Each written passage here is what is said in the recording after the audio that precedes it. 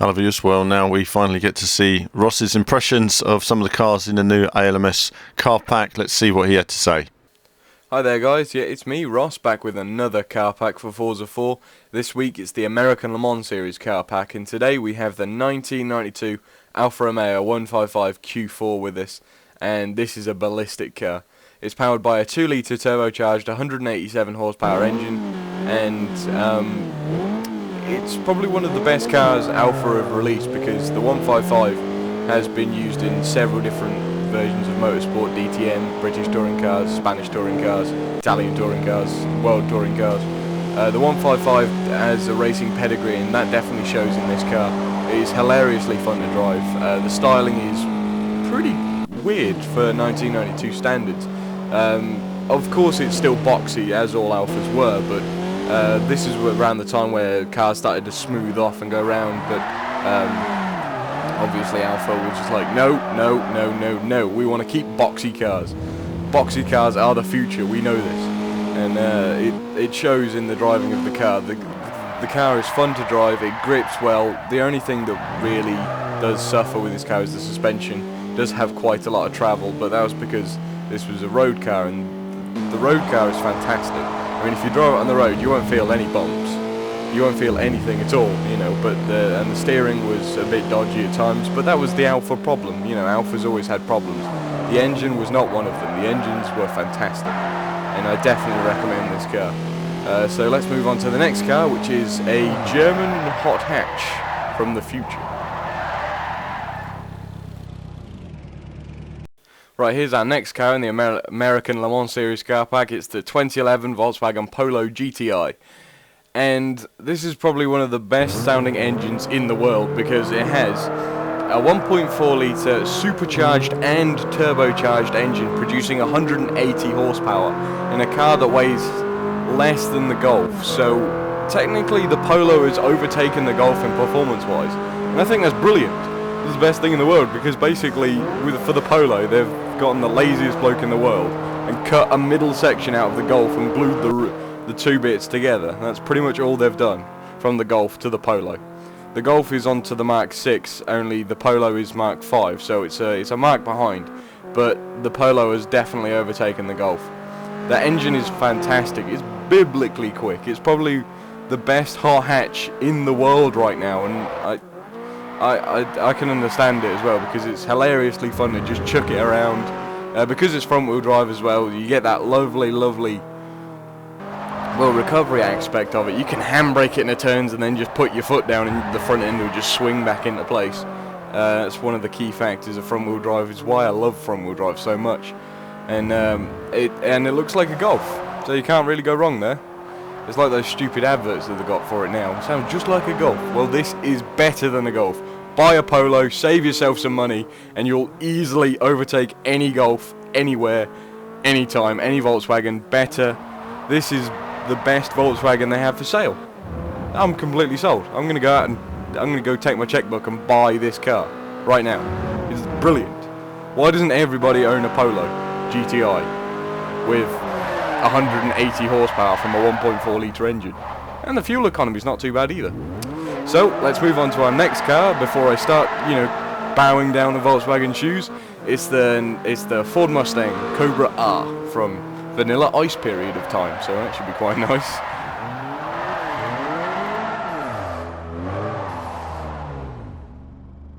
Right, here's our next car, guys. It's the 1995 Ford Mustang Cobra R, powered by a 5.8 litre 300 horsepower engine, and it's probably one of the purest sounding V8s I've ever heard in American cars. They're normally fiddled with the exhaust to make it sound better, but this one sounds pure. It's one of the better looking Mustangs of the earlier generations. I mean, the 60s Mustang will always be known for being classic. This generation will always be known for being Vanilla Ice's car, and the latest one will be the generation that gained 800 pounds. Anyway, the car itself, the dashboard is basic. That's all you really need. Dials, some leather. It's basically just, they haven't even bothered trimming the cow. They've just stitched the cow into the dashboard, which I think is quite nice. The suspension is awful, as is on most American cars. And don't tell me that's a lie. I know it's true. Stop hiding. The car is fantastic. I like the look of this car so much. It's probably one of the more idealistic American cars. If I was going out there on a road trip, I'd like something, you know, nice and beefy up front that doesn't use all the petrol in the world, and something with soft suspension so I can ride over bumps really easy. It's a cruising car. That's all you need. I'm glad Forza put in some cruising cars. Now, could we have a cruise mode maybe? That would be quite nice, you know, just drive around various cities with your friends, like steal it off PGR4 or something. That'd be nice. This car is fantastic. I definitely recommend it just for having a laugh in. You know, it's another Mustang to add to the game. So that's what I like. So next car is the Holden. Lovely. Right, here's our next car, guys. It's the 2011 Holden HSV GTS, powered by a 6.2 litre, 437 horsepower engine, which is biblically proportioned engine. You hear that lovely, lovely Corvette engine sound. Obviously, Holden's run by General Motors, so they have basically every Corvette engine at their disposal. And disposal. The car looks completely mad. It's got loads of bulges and vents everywhere they possibly could fit it. The rear bumper itself, I'm pretty sure it's not even a bumper, it's just a huge gap where the exhaust can come through. It's brilliant. This car looks fantastic. I want one of these when I go mentally insane and start my rampage over in Australia, just take down Holden dealers. This car is built by a special performance tuning version of Holden called Holden Special Vehicles. This is very, very special, and that kind of special, mentally retarded special. This is brilliant. It's probably the hardest car in the game to drive, and hand on heart, I struggled like hell to drive this car. It's mental, completely. I said that the Polo was the mentalist car I've ever driven. Not anymore, no. This Holden really takes the cake and throws it in a bin and, you know, starts wearing D-lead boppers and jumping around the room. It's that kind of insanely special, and that's why I like this car so much. Holden have always made cars that have just made me laugh every time I see one. The Monaro, the VXR8 over here, and do you know how much this costs in real money?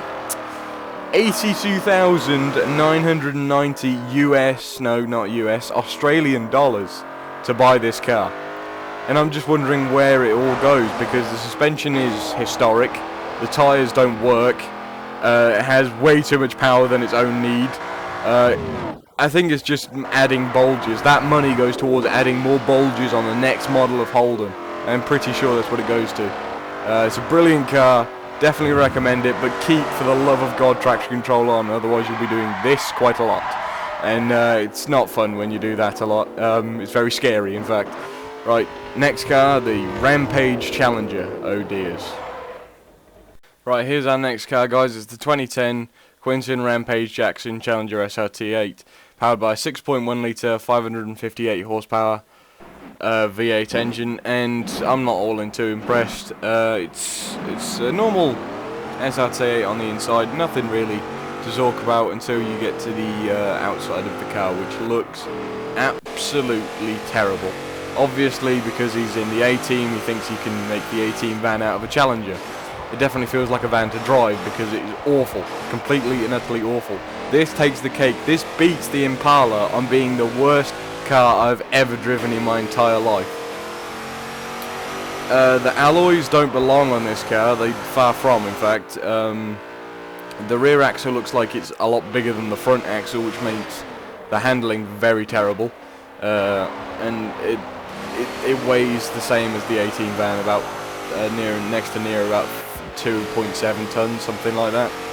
The engine is really nice. Unfortunately, it's bolted to this car, which is a shame, really, because this is a nice car if you want to put it on a picture. Perfect if it's a picture. Awful to drive. The worst car I've ever driven. Suspension doesn't move. Well, no, it's a lie. It moves, but when you don't want it to. It's like driving an ocean liner. It's like driving the Titanic after it sunk. It's just really terrible. I really don't recommend this car at all. If you can, buy every car apart from this one. It's just awful. Terrible, disgusting, rubbish. Why have you made this? Why have you put his name to it?